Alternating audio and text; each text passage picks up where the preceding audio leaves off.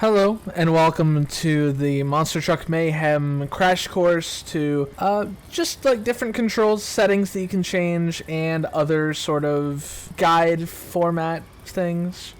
I don't really know what to call it, so you guys just go with it. So just to get started, I want to show you guys how to spawn and despawn vehicles. Now, when spawning a vehicle in multiplayer, easiest way to do this is on the right side over here, where the search bar is, you will see expand configurations and include custom.pc configurations.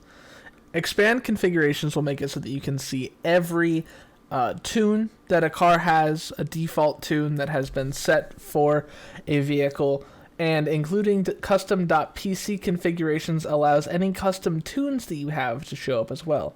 So if I have Hightail put into here, my monster truck, lots of, old tunes come up and everything, as well as you can see, like right here, I've got the default spawn in for Hightail. What you'll do is you'll just click on it, wait a second, sometimes it takes a second to load whatever category it's in, and then you will click spawn new. And then wait a moment for your truck to load in, and after a few moments, your truck will spawn. Alright, we have our truck spawned, and then I'll show you guys how to get rid of the truck here in just a moment. You'll just click on this wrench, click on the remove function, and then your truck will disappear. Whenever we ask you guys to remove the truck, that'll be the route that you would go to. So press escape, go to the wrench on the radial menu, go to the garbage can, click remove, or you can click on vehicles and then just click remove current. Some other small things as well to help you out. Making sure that you have your proper settings.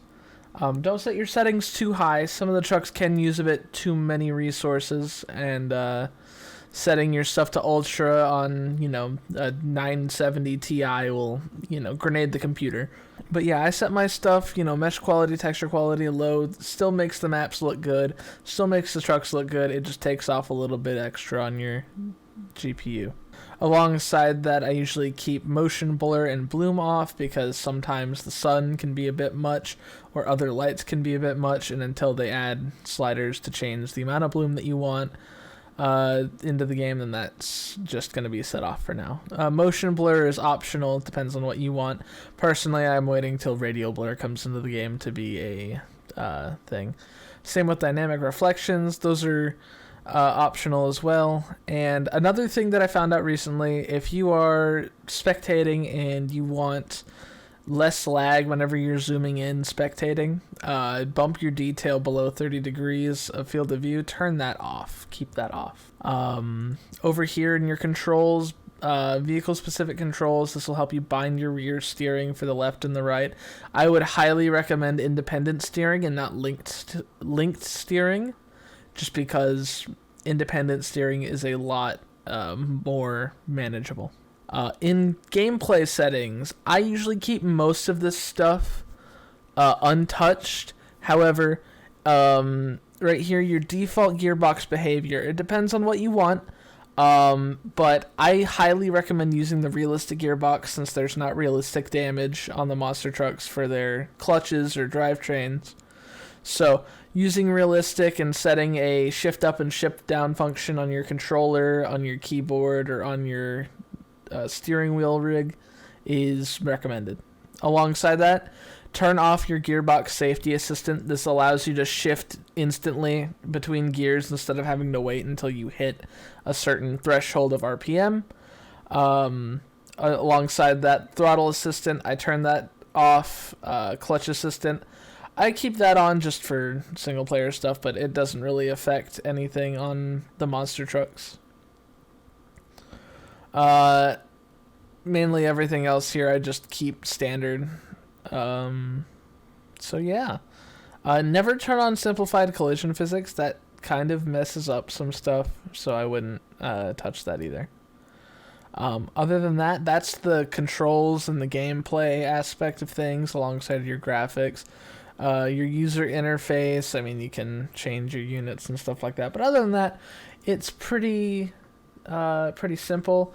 Whenever we come over to the truck, you know how you have the orbit camera, you can press 2 on your keyboard, get the driver camera, get an external camera, relative, all these extra camera angles. But there's a special camera angle that you can get if you hold down the shift key and C.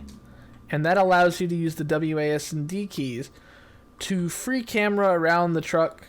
Usually I use this for recording videos.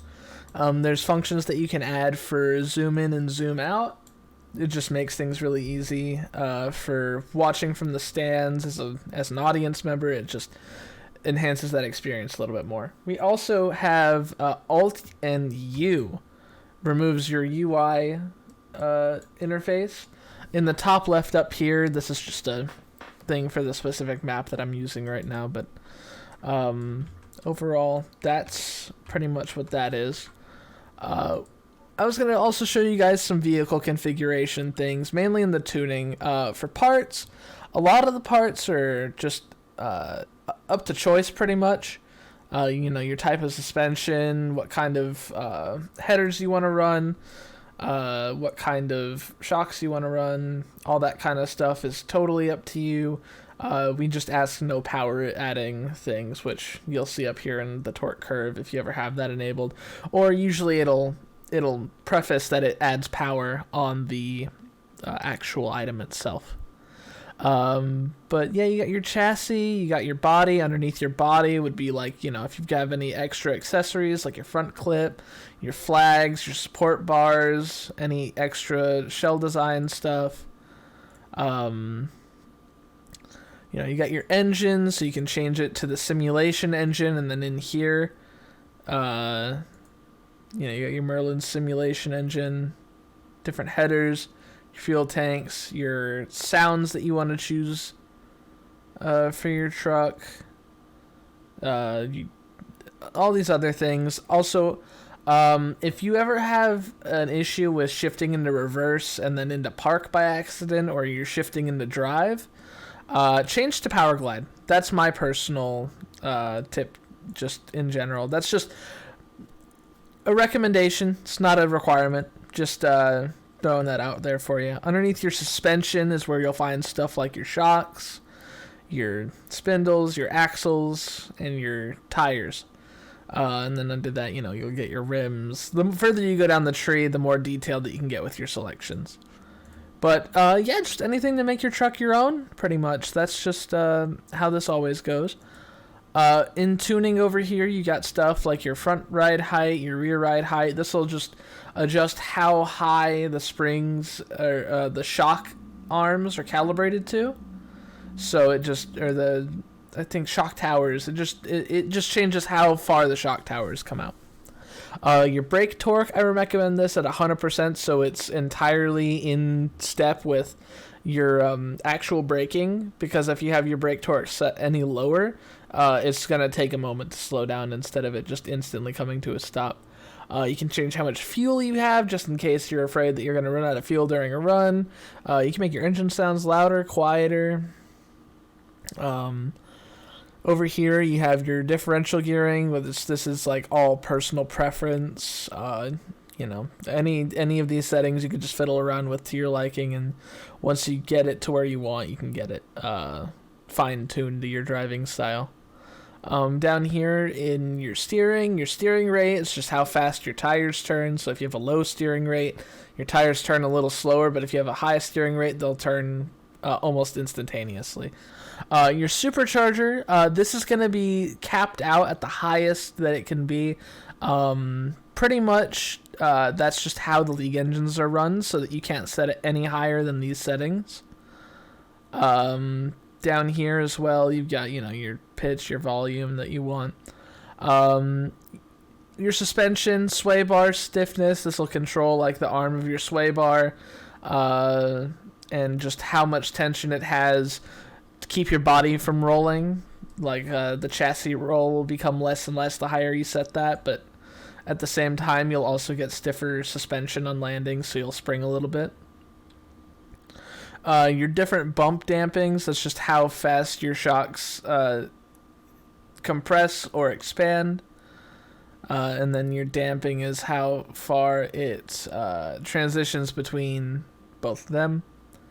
They have little tooltips on them, like, the rebound is how fast they extend back out. And then your regular spring rate is just how stiff the springs are on average. And then your tires can change your tire pressures and your damping, which is the sidewall, how squishy it is. And then everything else, you can come over here to save and load. I already have a tune, but if you want a tune, you could just name it something like this. And then just click on save. It'll take a second. It'll run through the process of saving it, and it'll generate a thumbnail if you have that check marked in the bottom left. It will take a second to get through it, but it is, BeamNG likes to take its time. But anyway, that is the basics of what I kind of wanted to show you guys. This is an introductory guide to kind of get your foot in the door with BeamNG, as well as, the MTM League and Beam Monster Trucks in general. So, hope you guys got something out of this, and I'll see you guys soon.